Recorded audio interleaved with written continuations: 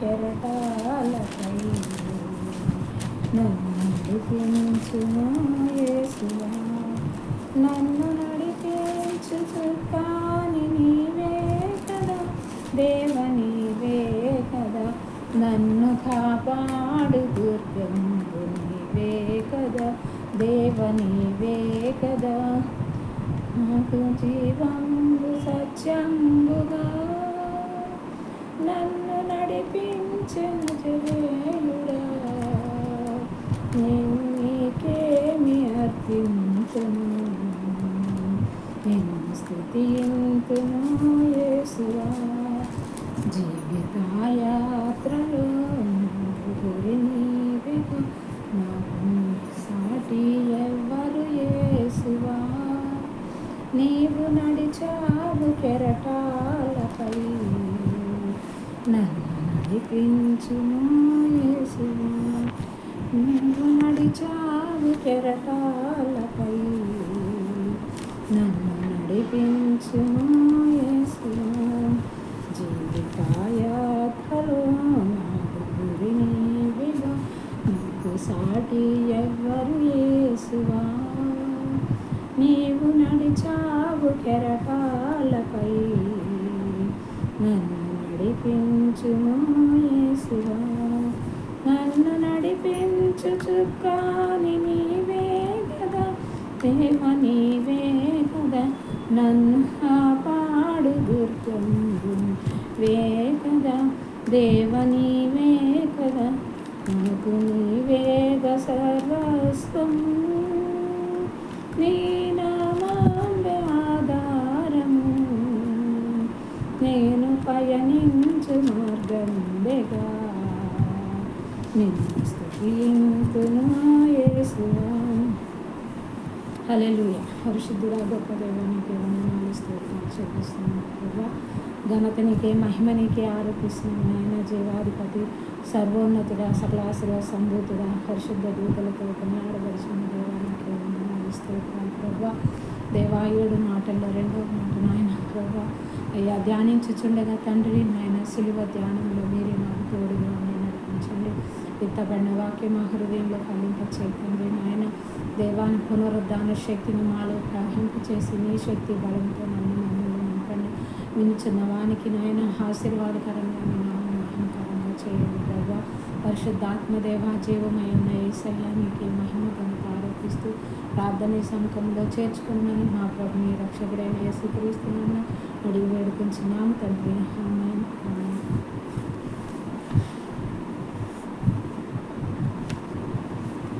సిలువ ధ్యానంలో మొదటి మాటను దేవుని సన్నిధిలో ప్రార్థించుకున్నాం. మొదటి తండ్రి వీరేం చేస్తున్నారు, వీరడుగు కనుక వీరిని క్షమించమని మొదటి మాట. తండ్రి అయిన మరి యేసుక్రీస్తు ప్రభు వారు సిలువ వేయకముందు ఎంతో హింసించబడ్డారు, మరి ఆయన సిలువలో మరి మన కోసం నలకొట్టబడ్డారు, మరి అంతగా మరి నలకొట్టబడి సిలువ వేయబడి యెరూషలేము వీధుల్లో సిలువ మోస్తూ ఆయన కొనుకట తప్పు 40 దెబ్బలు, ఆయన కొరడా దెబ్బలు తిని తీర్పు తీర్చబడి 6 సార్లు తీర్పు తీర్చాను. పిలాతు కయ్యప మరి వీళ్ళందరూ కూడా తీర్పు తీర్చారు, అయినా కానీ మాటలో కూడా తప్పిపోలేదు యేసుక్రీస్తు ప్రభు వారు. మన కోసం ఆయన ఎన్నో శ్రమలు భరించారు, సైనికుల చేత బంధించబడి తీసుకొచ్చి ఎన్నో పిచ్చి ప్రశ్నలు వేశారు, కానీ నువ్వే నిజమైన నీవు దేవుని కుమారుడు అని ప్రశ్నించినప్పుడు నీవన్నట్టే అని తెలియపరిచారు. మరి దేవుని కుమారుడు అని యేసుక్రీస్తు ప్రభు వారు మనిషి రూపంలో ఈ లోకానికి వచ్చి జన్మించి మన కోసం మన శరీరంలో ఏర్పడి చేసే ప్రతి పాపమును నశింప చేయటానికి, పాప ప్రాయశ్చిత్తం ఇవ్వటానికి శరీరధారిగా ఈ లోకానికి వచ్చారు యేసుక్రీస్తు ప్రభు వారు. మరి ఆయన సిలువ వేయబడి అడుచున్నప్పుడు మరి మొట్టమొదటిసారిగా ఏమని పలికారంటే, తండ్రి వీరేం చేయుచున్నారో వీరెరుగురు కనుక వీరిని క్షమించమని ప్రార్థించారనమాట. మరి ఎన్ని శ్రమలో కూడా మరణాపాయ పరిస్థితిలో కూడా ఆఖరి క్షణం కూడా మరి మన ప్రాణంతో ఉన్నప్పుడు కూడా మరి యేసుక్రీస్తు ప్రభు వారు మరి ఇక్కడున్న ప్రజలు మరి ఉమ్మివేశారు, గేలి చేశారు, మరి వస్త్రాలు పంచుకున్నారు సైనికులు. అంతేకాకుండా నువ్వు నిజంగా దేవుని కుమారుడు శిలువ మీద నుండి దిగురము, నిజంగా మరి దేవునికి ఇష్టడు అయితే నీవు దేవుడు నిన్ను రక్షిస్తాడు అని హేళనగా మాట్లాడిన ప్రజలందరితో కూడా మరి సిలువలో వేయబడిన ఇద్దరు దొంగలు కూడా వాళ్ళతో కలిసి మరి హేళన చేశారు. మరి నిజంగా ఈయన ఎన్నో మరి అద్భుత కార్యాలు చేశారు, మరి రోగులు స్వస్థపరిచారు, ఎన్నో ఆశ్చర్యకార్యాలు చేశారు. నిజంగానే దేవుని కుమారుడికి సిలువలో నుండి మరి దిగిరమ్మని కేకలు వేశారు. అంత వ్యతిరేకత మధ్యన కూడా యేసుక్రీస్తు ప్రభు వారిని దూషించలేదు, ద్వేషించలేదు, కానీ తండ్రికి ప్రార్థన చేశారు. మరి ఇంతగా మన కోసం తగ్గించుకుని యేసయ్య ఇంతగా సహించడంతో మన లోకమానవాళ్ళు ప్రజలందరి కోసం ఆయన సహించారు శిలువ మరణం పొందడానికి. మరి తండ్రి వీరేం చేయుచున్నారు, వీరెరుగురు కనుక వీరిని క్షమించమని చెప్పాను. మరి కపాల అనబడిన స్థలమునకు వచ్చినప్పుడు అక్కడ కుడివైపున ఒకరిని, ఎడం వైపున ఒకరిని నేరస్తులను ఆయనతో కూడా సిలువ వేశారు. యేసుక్రీస్తు ప్రభు ఏ నేరం లేని వారైనప్పటికీ అన్యాయమైన తీర్పు తీర్చబడి మరి నేరం చేయబడిన ఇద్దరు దొంగల మధ్య సిలువ వేయబడ్డారు. ఆ కాలంలో మరి రోమా ప్రభుత్వం తప్పు చేసిన వారికి శిక్ష సిలువ మరణం అన్నమాట. మరి సిలువలో మరణించడానికి మరి ప్రజలందరి కోసం ఆయన సిలువలో మరణించి మన కోసం విడుదలిచ్చారనమాట. అయితే మరి తండ్రికి సిలువలో ఎలాడుచు కూడా మరి ఆయన తండ్రి యేసు తండ్రి వీరేమి చేయుచున్నారో వీరెరుగురు కనుక వీరిని క్షమించమని చెప్పాను. వారు ఆయన వస్త్రములు పంచుకున్నట్టుగా చీట్లు వేశారు. ప్రజలు నిలువబడి చూచుచుండిరి. అధికారులను వీడు ఇతరులను రక్షించను, వీనిని రక్షించుకోమని అపహాసించారు. అంతటా సైనికులు ఆయన వద్దకు వచ్చి ఆయనకు చిరకనిచ్చి, నీవు యూదుల రాజు అయితే నిన్ను నీవే రక్షించుకోమని ఆయన అపహసించురి. ఇతడు యూదుల రాజుని పై విలాసం కూడా ఆయనకు పైగా రాయబడింది. మరి యూదుల రాజుని పై విలాసం మరి పిలాతు రాసి మరి సిలువుకి పెట్టాడనమాట. మరి యేసుక్రీస్తు ప్రభు వారు రాజు. ఆయన రాజు అంటే ఆ సర్వాధికారం కలిగినాడు. రాజాది రాజు, ప్రభులో ప్రభు అయిన యేసుక్రీస్తు ప్రభు వారు నేను దీనుడిగా మన కోసం తగ్గించుకుని సిలువలో ప్రాణం పెట్టాడు. మొదటి మాట మరి ఆయన క్షమాపణలో ఉన్న శక్తి. మరి రెండవ మాట మరి ఇద్దరు దొంగల్లో గొప్ప మార్పు వచ్చిందనమాట. రెండవ మాట ఏంటంటే మరి వేలాడవేయబడిన ఆ నేరస్తులలో ఒకడు ఆయనను దూషించు, నీవు క్రీస్తువు కదా, నిన్ను నీవే రక్షించుకుని మమ్మల్ని కూడా రక్షించమని చెప్పాను. అయితే రెండవ వాడు వానిని గద్దించి, నీవు అదే శిక్షా విధిలో ఉన్నావు కనుక దేవునికి భయపడవా? మనకైతే ఇది న్యాయమే, మనం చేసిన వాటికి తగిన ఫలము పొందుచున్నాము, కానీ ఈయన ఏ తప్పిదమూ చేయలేదని చెప్పి ఆయనను చూసి, యేసు నీవు నీ రాజ్యంలోనికి వచ్చినప్పుడు నన్ను జ్ఞాపకం చేసుకుని. అందుకు ఆయన వానితో, నేడు నీవు నాతో కూడా పరదేశంలో ఉండువని నిశ్చయముగా నీతో చెప్పుచున్నాను. రెండవ మాట అయినా మరి లూకాసు వార్తలో 23వ అధ్యాయము 40వ వచనం, 42వ వచనం, 43వ వచనం. యేసు నీవు నీ రాజ్యంలోనికి వచ్చినప్పుడు నన్ను జ్ఞాపకం చేసుకున్నాను జ్ఞాపకం చేసుకున్నాను. అందుకు ఆయన వానితో, నేడు నీవు నాతో కూడా పరదేశంలో ఉండువని నిశ్చయంగా నీతో చెప్పుచున్నాను. మరి యేసుక్రీస్తు ప్రభు వారి మరి తన మొట్టమొదట మాట, తండ్రి వీరేం చేస్తున్నారు, వీరు ఎరుగును కనుక వీరు క్షమించమని ఎప్పుడైతే యేసుప్రభు వారు మరి అలాగ పలికారో, ఈ సిలువలో ఎలాడుచున్న దొంగలు మరి ప్రజలందరితో కలిసి వీళ్ళు కూడా ఆ శిక్షా వీధిలో ఉంటూ కూడా హేళన చేసినప్పటికీ కూడా మరి ఇద్దరు దొంగల్లో ఒక దొంగ పరివర్తన కలిగింది. మనకైతే ఇది మనకు చేసిన తప్పును బట్టి మనకు శిక్ష, ఇది న్యాయమే, కానీ ఏ తప్పిదమూ చేయలేదు యేసుక్రీస్తు ప్రభు వారు. మరి ఈయన అలాగే దూషించటం మంచిది, ఇప్పుడు మంచిది కాదని రెండవ దొంగతో చెప్తాడనమాట. అయితే నీవు అదే శిక్షలో ఉన్నావు కనుక దేవునికి భయపడవా? మనం ఏ శిక్షలో మనం చేసిన అపరాధాలను బట్టి శిక్షించబడుతున్నప్పుడు, బాధలో వేదనలో మరి అనారోగ్యంలో ఉంటున్నప్పుడు మరి ఇతరులను దూషించేవారుగా ద్వేషించేవారుగా ఉండకుండా మరి ఈరోజు మొదటి దొంగ మరి యేసుక్రీస్తు ప్రభు వారు ఇన్ని కార్యాలు చేసేవారు, తనను తానే రక్షించుకొని వచ్చు కదా అని హేళన చేస్తున్నాడు అన్నమాట. తనకున్న తప్పులు మానేసి మరి ఎదుటి వాళ్ళని తప్పులు ఎంచుతూ ఉన్నాడనమాట. అయితే రెండవ దొంగ అయితే ఇది మనకైతే న్యాయమే, మనం చేసిన తప్పులకి మనం శిక్షించబడుతున్నాం. అయితే ఈయనైతే ఏ తప్పిదమో చేయలేదు. మరి రెండవ దొంగ ఎందుకు గ్రహించాడంటే మరి ఇంత నేరం ఎంచబడినా, ఇంత శిక్షించబడినా, సిలువలో మేకులతో కొట్టబడి ఇంత బాధలో మరి వేదనలో అలాంటి పరిస్థితిలో ఉన్నా కానీ ఆయన వాళ్ళని దూషించకుండా ద్వేషించకుండా రవ్వా వీరేం చేస్తున్నారో వీరెరుగురు కనుక క్షమించమని మరి తండ్రికి మొరపెడుతున్నాడు. నిజంగా ఈయన దేవుని కుమారుడు అని గ్రహించాడు. మరి తన తప్పు తను తెలుసుకున్నాడు. తప్పును క్షమించమని యేసుక్రీస్తు ప్రభు వారిని, అయ్యా నువ్వు పరదేశంలో నన్ను జ్ఞాపకం చేసుకో, నీవు నీ రాజ్యంలోనికి వచ్చినప్పుడు నన్ను జ్ఞాపకం చేసుకోమని మనవ చేస్తున్నాడు యేసుక్రీస్తు ప్రభు. సిలువలో మరి ఎలాడుచున్నప్పుడు తను మరి అక్కడ పక్కనే ఉన్నారు. తన యొక్క మాటలను బట్టి నిజంగా ఈయన ఏ దోషము చేయని వ్యక్తి అయినప్పటికీ ఈయన నిజంగా దేవుని కుమారుడు. మరి ఈయన దేవుని రాజ్యంలోకి వెళ్ళినప్పుడు మరి నేను కూడా చనిపోతే నరకానికి పోక మరి ఈ లోకంలో అన్నీ విడిచిపోవచ్చు, కానీ మన వెంట ఒకటి వస్తుంది. మన పాపాలు ఒప్పుకొని విడిచిపెట్టకపోతే మన పాపం మన వెంటనే వస్తుంది. పాపం మనం పట్టిస్తుంది. ఎప్పుడైతే పాప పశ్చాత్తాపడతామో యేసుక్రీస్తు ప్రభు వారు మనం చేసుకుని క్షమాపణ అడుగుతామో ఆయన క్షమించి మన పాపాలన్నీ కూడా ఆయన రక్తంలో తుడిచివేసే దేవుడు. ఎందుకంటే పాత జీవితాన్ని విడుదలిచ్చి పునరుజ్జీవాన్ని మనకి ఇవ్వటానికి యేసుక్రీస్తు ప్రభు వారు ఈ లోకానికి వచ్చారు. నూతనమైన జీవితాన్ని ఇవ్వటానికి వచ్చారు. మరి ఇద్దరు దొంగల్లో ఒక దొంగ పరివర్తన కలిగి తన తప్పుదాన్ని మనం చేసిన తప్పుదాన్ని మనం శిక్ష అనుభవిస్తున్నాం, కానీ ఈయనైతే ఏ తప్పిదము చేయలేదు. ఈ నిజంగా దేవుని కుమారుడు యేసుక్రీస్తు రక్షకుడు అని ప్రభువా నీవు నీ రాజ్యంలోకి వచ్చినప్పుడు నన్ను జ్ఞాపకం చేసుకోమని ఆఖరి క్షణంలో అడిగాడనమాట. అయితే యేసు ప్రభు నేడే రక్షణ దినమని ఆయన పిలుస్తున్నాడు. మరి రేపిస్తానులే అనలేదు, కానీ నేడే నీవు నాతో కూడా పరదేశంలో ఉండు అని నిశ్చయంగా నీతో చెప్పుచున్నానని యేసుక్రీస్తు ప్రభు వారు చెప్పారు సిలువలో. మరి అంత శ్రమలో కూడా ఆయన ఏ విధంగా కూడా వ్యసన పడలా. మనమైతే శ్రమ వచ్చినప్పుడు వ్యసన పడుతూ ఉంటాం, కుంగిపోతూ ఉంటాం. మానవ మాత్రమైన మనం, కానీ మానవుడిగా ఈ లోకానికి వచ్చి మరి ఆయన సహించాడు.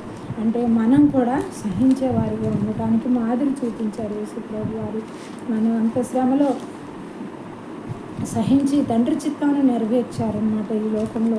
మరి నా అంతటికి నేనే ప్రాణం పెట్టడానికి ఈ లోకానికి వచ్చి ఉన్నాను. నా ప్రాణాన్ని నేను తీసుకుంటాను. మరి ప్రాణం తీసుకునే అధికారం కలదు, ప్రాణం ఇచ్చే అధికారం కూడా కలదు అని యేసుక్రీస్తు ప్రభు వారు చెప్పారు. ఎందుకంటే సర్వ సృష్టికర్త అయిన దేవుడు ఆయనే, సర్వాధికారి అయిన దేవుడు ఆయనే, తండ్రి అయిన దేవుడు మరి ఏకైక కుమారుని లోకానికి పంపించాడు. ఒక పని నిమిత్తం మరి అభిషేకించి ఒక పని చేయాలంటే ప్రతిష్ఠించబడతారు. తండ్రి చేత ప్రతిష్ఠించబడి లోకానికి వచ్చారు. మరి దేవుని చేత పంపబడిన వ్యక్తిని మనము స్వీకరించినప్పుడే నిజంగా నా కోసం ఈ లోకానికి వచ్చాడు. ఎందుకంటే మరి అనేకులు ప్రవక్తల ద్వారా పాత నిబంధన గ్రంథంలో ప్రవక్తలందరూ ప్రవచించారు. ఏమని? యెషయా ప్రవక్తకు ప్రవచించారు, ఇదిగో కన్యక గర్భం ధరించి కుమారుని కనుగొను, ఆయన తన ప్రజల పాపములను పరిహరించడానికి ఆయనే రక్షకుడు అని మరి ప్రవచనం తెలియపరచబడింది.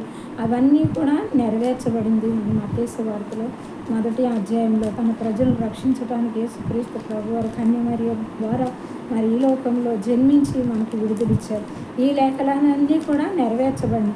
మరి ఆయన అంత్యకాలంలో మరి కాలము సమీపించినప్పుడు ఆ అంత్యకాలంలో వస్తారని మరి ప్రవచనం ఉందన్నమాట.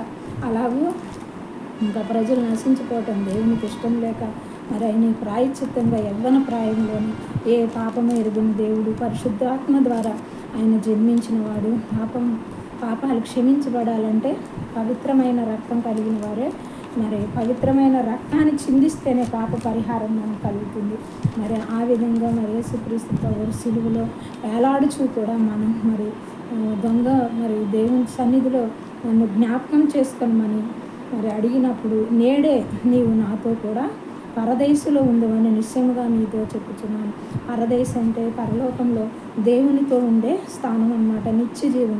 మరి ఆయనతో ఉండే గొప్ప ధన్యతను మనకి పోగొట్టుకున్న మరి సమాధానాన్ని తండ్రితో సమాధానపరచడానికి యేసుక్రీస్తు ప్రభు వారు సిలువలో ప్రాణం పెట్టాడు. రెండవ మాట, మరి ఈ రీతిగా దేవుడు మనతో మాట్లాడుతున్నాడు.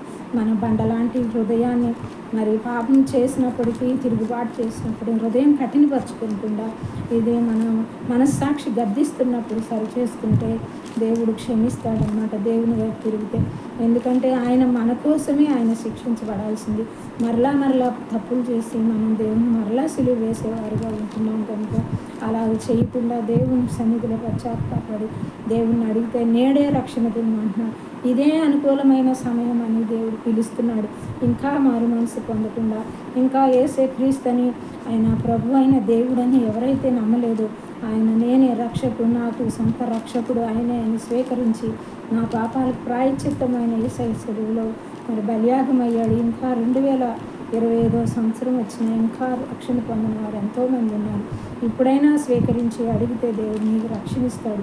ఆయన ఉచితంగా ఇస్తాడు. ఎందుకంటే నువ్వు సంపాదించుకునేది కాదు, కానీ అది ప్రతి ఒక్కరి కోసం ఉచితంగా ఆయన సిలువలో మరి మనకి పునరుద్ధాన శక్తిని మనకి ఇచ్చారు. ఎలాగంటే పోగొట్టుకున్న మరి దేవుని శక్తిని, పరిశుద్ధాత్మ శక్తిని పోగొట్టుకున్న జీవితాన్ని పాపాలను బట్టి అతిక్రమించబడి మరి దేవుడు అనుగ్రహించే మహిమను పొందుకోలేకుండా ఉంటున్న మన కోసం మరి ఆయన మరలా తండ్రితో సమాధానపరచడానికే ఆయన సిలువలో బలియాగమయ్యాడు.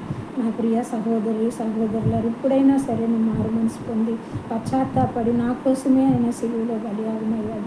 నన్ను ఎంతగా ప్రేమించిన దేవుడు యేసయ్య రక్షకుడు, తండ్రి అనే దేవుడు నా కోసం తన ఏకైక కుమారుని ఇచ్చి ఉన్నాడు. నా ప్రాణానికి బదులుగా ప్రాణం ఇచ్చిన దేవుడని పశ్చాత్తాపడి దేవుని తట్టు తిరిగితే ఈనాడే నువ్వు మారు మనసు పొంది రక్షణ పొందుకునే బిడ్డగా నువ్వు స్వీకరిస్తే దేవుడు నిన్ను చేర్చుకుంటాడు. దేవుడు మారు మనసు పొంది ఆయన బిడ్డలుగా స్వీకరించినప్పుడు నిత్య జీవాన్ని ఇస్తానన్నాడు. ఈ లోకమును ఎంతో ప్రేమించలేను యోహాను సువార్త 3:16 చెప్తున్నాడు అన్నమాట. కాగా అద్వితీయ కుమారుని యందు విశ్వాసం ఉంచిన వానికి నిత్య జీవం కలుగును. అద్వితీయ కుమారుడు అంటే ఆది అంతము లేని దేవుడు, మరి దేవాది దేవుని కుమారుడు. ఆయన యందు విశ్వాసం ఉంచినప్పుడే మనకి నిత్య జీవం కలుగుతుంది. ఈ లోకంలో ఏ నామంలో కూడా రక్షణ లేదు, కానీ యేసుక్రీస్తు నామంలోనే మనకు రక్షణ కలదు. బండలాంటి హృదయాన్ని మార్చివేసే దేవుడు ఆయనే. రాతి హృదయాన్ని మరి మెత్తని హృదయాన్ని చేసే దేవుడు ఆయనే కనుక. ఎందుకంటే మరి ఇంత దీనత్వంతో మన కోసం ఆయన దీనుడయ్యుండి మన కఠినత్వాన్ని తీసివేయటానికి, మన గాయాలు కడిగివేయడానికి ఆయన గాయపరచబడ్డాడు. మన దోషాలు, మన పాపాలను విడుదలివ్వటానికి ఆయన మన కోసం నలకొట్టబడ్డాడు. స్వరూపం లేని వానిగా నలకొట్టబడ్డాడు. అది 10,000లో అతి సుందరుడైన మరి యేసుక్రీస్తు ప్రభు వారు మన కోసం మరి రూపం లేని వానిగా నలకొట్టబడ్డాడు. యెషయా గ్రంథం 53 మన శిక్ష ఆయన సిలువలో భరించేసి మన పాపముల నిమిత్తం ప్రాయశ్చిత్తం కోసం సమాధానార్థమైన బలియాగంగా మరి సిలువలో మనకి శిక్షణ భరించి మనకు సమాధానం ఇచ్చాడు.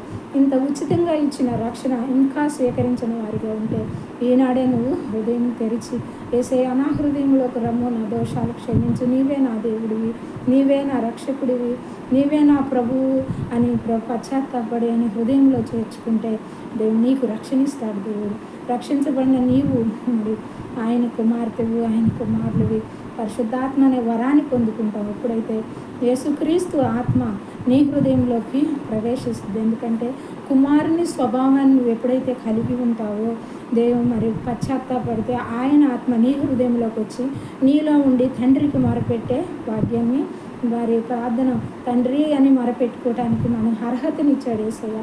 ఆయన తండ్రి, కుమార, పరిశుద్ధాత్మ త్రియేక దేవుడి నామంలో మనకి గొప్ప రక్షణ భాగ్యం.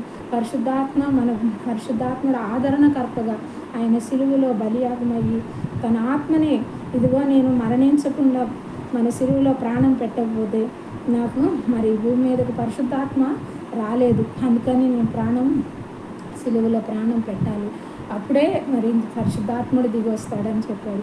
ఆయన సిలువలో ప్రాణం పెట్టి మరి మరి సమాధి చేయబడి 3వ దినం లేచినప్పుడు పరిశుద్ధాత్మ చేత ప్రతి ఒక్కరిని కూడా నింపాడు. ఆయన ఆత్మ మనలో ఉంది. అనాథలుగా విడవకుండా ఇదిగో నేను మీకు ఆదరణకర్తను మీకు ఉంచి ఉన్నాను. ఆయనే నిన్ను ఇది కుడి ఎడమ తొట్టిల్లకుండా ఇదే తిననైన మార్గంలో నడవమని పరిశుద్ధాత్మని స్వరము మిమ్మల్ని నడిపిస్తుంది ఆయన అని మనకి దేవుడు ఆరోహణమై వెళ్ళేటప్పుడు మరి మనకి అన్నీ జరగబోయే సంగతులు మనం ఉండాల్సిన విషయాలన్నీ కూడా 40 దినాలు బోధించి మరి ఆరోహణమై మరి పరలోకానికి వెళ్ళాడు. మరలా వస్తాడు. అప్పుడైతే మరి యేసుక్రీస్తు బాలునిగా వచ్చి 33.5 సంవత్సరాలు భూమి మీద జీవిస్తూ 3.5 సంవత్సరాలు సేవా పరిచర్య చేశారు. మరి 30 సంవత్సరాలు తల్లిదండ్రులు స్వాధీనంలో ఉండి కుటుంబ బాధ్యత కలిగి కుమారుడుగా మరి తోటి సహోదరులు కూడా మరి పెద్దవాడుగా కుటుంబ జీవన విధానం ఎలా ఉండాలి అనేది నేర్పించారు. ఆయన జీవన శైలి ఎలా ఉందంటే కుటుంబ బాధ్యత, గౌరవం కలిగి తల్లిదండ్రులతో కలిసి తండ్రికి సహాయం చేస్తూ పనిచేస్తూ కూడా ఆయన జీవించాడనమాట. ఎందుకంటే ఆయన మాదిరి చూపించాడు కుటుంబం ఎలా ఉంది. కుటుంబంలో దేవుని ప్రేమను చూపి దేవుని కొరకు జీవించే వారి ఉండటానికి ఆయన జీవితాన్ని మనకు చూపించాడు.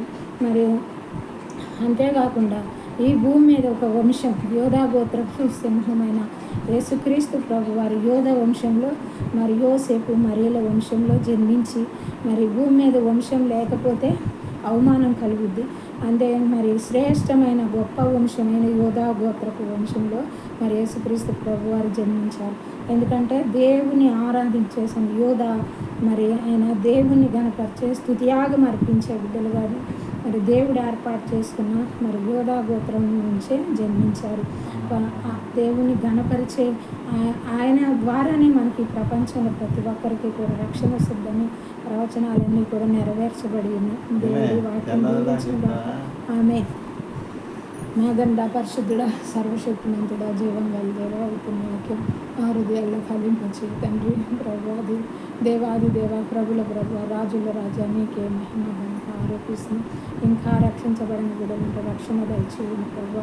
రక్షించబడిన బిడ్డలు ఇంకా నీలో స్థిరంగా ఉండటానికి అద్వితీయ సత్యదేవుని యందు ప్రభు విశ్వాసం ఉంచి అయ్యా నీ మార్గం నడుచుకున్న వారికి నిత్య జీవం కలదనే సత్యాన్ని తెలియపరిచారు. దేవాహాన్స్ వారికి 17వ అధ్యాయం 3వ వచనం ద్వారా మాతో మాట్లాడిన దేవాస్థుతులు స్తోత్రాలు చెల్లించుకుంటున్నాం. ఘనత నీకే మహిమ నీకే ఆరోపిస్తూ మా ప్రభుని రక్షకుడైన యేసుక్రీస్తు నామమున అడిగి వేడుకుంటున్నాము తండ్రి.